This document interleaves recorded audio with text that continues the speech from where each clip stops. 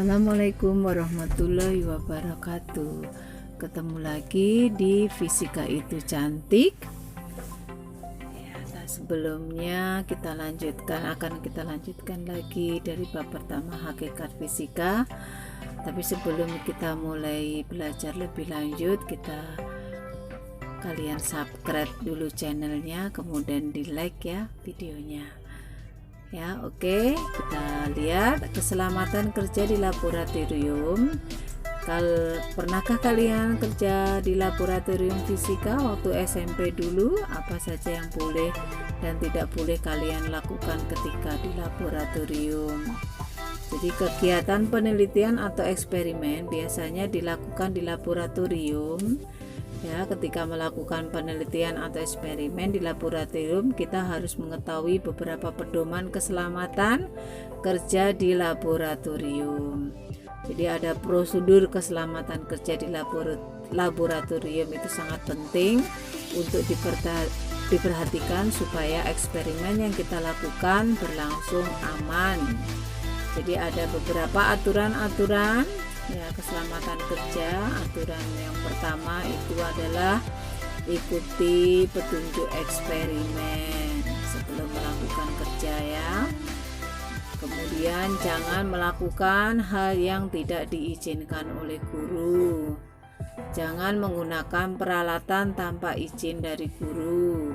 Yang keempat, usahakan untuk tidak menumpahkan bahan-bahan di laboratorium. Tanyakan prosedur pembersihan pada guru jika tumpah. Kemudian jangan makan di laboratorium. Keenam, cuci tangan sebelum dan sesudah melakukan eksperimen. Ketujuh, setelah eksperimen bersihkan daerah kerja, kembalikan semua peralatan ke tempat semula, padamkan pembakar, periksa apakah saluran gas ke pembakar sudah terputus. Tuh ada aturan-aturannya ya. Jadi apa hal-hal yang perlu diperhatikan selama melakukan di laboratorium ya. Aturan-aturan keselamatan untuk mata. Jadi sebelum kita mulai kerja di laboratorium, gunakan kacamata pelindung. Bilas mata dengan air jika terjadi kontak mata dengan zat-zat kimia. Tapi biasanya sebelum ke lab itu biasanya pakai jas ya, jas praktikum, kacamata pelindung biasanya. Keselamatan terhadap benda panas, ikutin prosedur ketika menyalakan pembakar bunsen ya. Kemudian gunakan jepitan atau tang dan pemegang tabung uji atau sarung tangan anti api. Selalu arahkan tabung uji atau botol uji menjauhi diri sendiri dan teman kerja. Nah, keselamatan terhadap peralatan yang mudah pecah.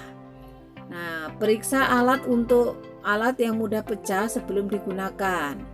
Jangan memaksakan penjepit ketika dipasang ke tabung kaca. Pastikan alat mudah pecah sudah kering sebelum dipanaskan. 4. Gunakan sarung tangan anti panas ketika mengangkat alat mudah pecah.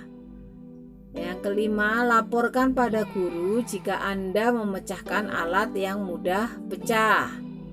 Yang keenam, cuci alat mudah pecah setelah selesai digunakan, biarkan kering oleh udara. Kemudian keselamatan terhadap listrik. Nah, pastikan tangan bangku kering sebelum menggunakan alat-alat listrik. Jadi pastikan tangan kita kering ya, dibebas dari air. Jangan gunakan kabel sambungan yang terlalu panjang untuk menghubungkan peralatan listrik. Putus sumber daya ketika ingin mengubah atau menyetel ulang rangkaian listrik.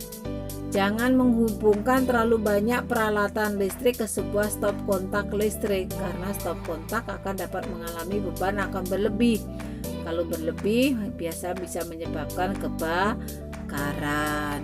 Jadi ada beberapa hal ya yang perlu diperhatikan. Kemudian ada beberapa lambang-lambang bahaya di laboratorium. Ini bisa berlaku pada fisika, kimia maupun biologi. Yang pertama, ini gambar sapi ya, kayak api. Ini berarti mudah terbakar. Bahan ini mudah menyala. Contohnya bensin, kerosin, alkohol, spiritus biasanya ya. Kemudian ada bahan mudah meledak. Bahan ini dapat meledak jika terkena panas atau api. Contohnya campuran hidrogen, oksigen, serta amonium nitrat. Ya, kalium ya, kalium itu juga bisa. Kemudian bahan berkarat atau korosif ya. Bahan ini membunuh jaringan hidup seperti kulit dan mata. Ketika bersentuhan dapat menyebabkan kebakaran. Contohnya asam kuat dan alkali. Misalnya asam sulfat, asam klorida, asam nitrat, natrium hidroksida, kalium hidroksida, ada potasium hidroksida, sodium hidroksida. Ini bahan-bahan yang mudah berkarat. Kemudian ini ada gambar tengkorak ya, biasa suka lihat di foto-foto ya. Bahan ini beracun ketika dihirup, ditelan dan diserap oleh kulit. Jangan pernah makan, minum atau mencicipin bahan ini ya. Nah, contohnya raksa, metanol, sianida, klorin, karbon tetraklorida. Ini contoh-contoh ya beracun. Merkuri, sianida ya. Ini kemudian tanda silang, ini adalah bahan iritasi berbahaya ya, berbau tajam dan menyengat biasanya. Bahan ini mengiritasi kulit. Bahan ini menghasilkan uap yang dapat mengiritasi mata. Contohnya ada fenol, kloroform, dan uap bromin. Asam sulfat ini juga termasuk ini. Kemudian ada tanda 3 nih, ada radioaktif, bahan radioaktif. Bahan ini memancarkan radiasi yang sangat berbahaya bagi manusia. Bahan ini harus disimpan dalam wadah timbel. Ya, contohnya adalah karbon radioaktif, uranium, plutonium, karbon 14. Nah, nanti kalau kita belajar di kelas 3 itu ada nuklir ya. Nah, ini ada pembakar bunsen ya. Jadi ada prosedur menyalakan pembakar bunsen. Putar kolar untuk menutup lubang udara. Letakkan nyala korek api di bagian atas tabung. Nyalakan keran gas secara perlahan apabila kita memakai api. Tapi biasanya ini kimia ya. Kimia yang sering menggunakan api, kalau fisika agak sedikit. Kemudian nyala api pembakar bunsen ya. Lubang udara tertutup sempurna, lubang udara sedikit terbuka, lubang udara terbuka sebagian, lubang udara terbuka seluruhnya. Ini di sini ya, peran fisika dalam kehidupan. Nah, yang C bagiannya. Yang pertama, ditemukannya handphone untuk berkomunikasi jarak jauh. Nah, kita belajar ini juga pakai handphone, pakai laptop, pakai notebook. Ini termasuk dalam kehidupan fisika. Ini adalah produk dari pelajaran fisika ya, produk hasil dari fisika. MP4 untuk memutar memutar musik dan lagu kesukaan. Kemudian televisi untuk menyaksikan pertandingan sepak bola Piala Dunia dari belahan dunia. Nah, ini banyak ditemukannya superkonduktor yang dikembangkan menjadi kereta yang mampu mencapai kelajuan 400 km per jam. Kemudian ada pesawat ulang-alik yang menawarkan perjalanan ke angkasa luar, menjelaskan fenomena alam, contohnya petir ya. Banyak sekali ini di sini ditemukannya dan dikembangkannya sumber makanan baru dan lain-lain. Nanti akan kita bahas lebih lanjut. Kemudian keterbatasan sains, belum ditemukannya cara pencegahan dan pengobatan untuk pengobatan untuk penyakit tertentu, contoh AIDS. Nah, sekarang lagi pandemi ya, pandemi COVID-19, ini lagi dicari pengobatannya, vaksinnya, mudah-mudahan insya Allah Januari sudah bisa.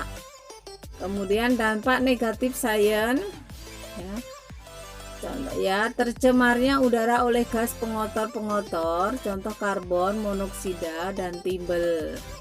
Beberapa bulan yang lalu tidak ada pabrik aktif, tutup karena di lockdown ya, agak bersih ya kota kita. Tapi sekarang sudah beraktivitas kembali, sudah mulai ada kabut asap di langit. Kemudian pencemaran tanah oleh pupuk dan pestisida. Kemudian pemanasan global.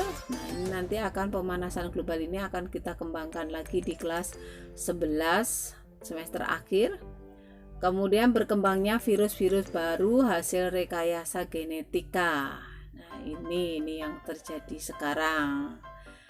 Ya, di situ dampak-dampaknya negatif. Jadi kalian bisa lakukan penelitian fisika bersama. Kalau di umum kita bisa sama kelompok, tapi kalau ini karena di rumah bisa kamu sama adik, sama kakak, kemudian sama orang tua dengan menggunakan metode-metode eksperimen ya. Bisa kamu cari masalahnya apa dulu yang teliti, misalnya pengukuran kalor. Nah, kemudian kamu bikin rancangan prosedur penelitiannya sesuai dengan tahapan metode ilmiah. Ada observasi, ada perumusan masalah, ada studi kepustakaan, ada hipotesis, ada eksperimen, kemudian dilaporkan. Nah, ini biasanya kita coba di rumah. Untuk pelajaran yang pertama ini kamu bisa cari masalah apa dalam pengukuran kalor, pengukuran banyak nih, nanti akan kita bahas di bab berikutnya. Ya, di bab yang kedua itu kita akan belajar pengukuran. Ya, saya rasa cukup sekian dulu untuk hakikat fisika. Ya, mudah-mudahan lebih jelas penjelasan dari Ibu, dimengerti, paham, dan jangan lupa ya di subscribe channelnya. Kemudian kita ketemu lagi di bab kedua, pengukuran. Oke, sampai ketemu lagi. Wassalamualaikum warahmatullahi wabarakatuh.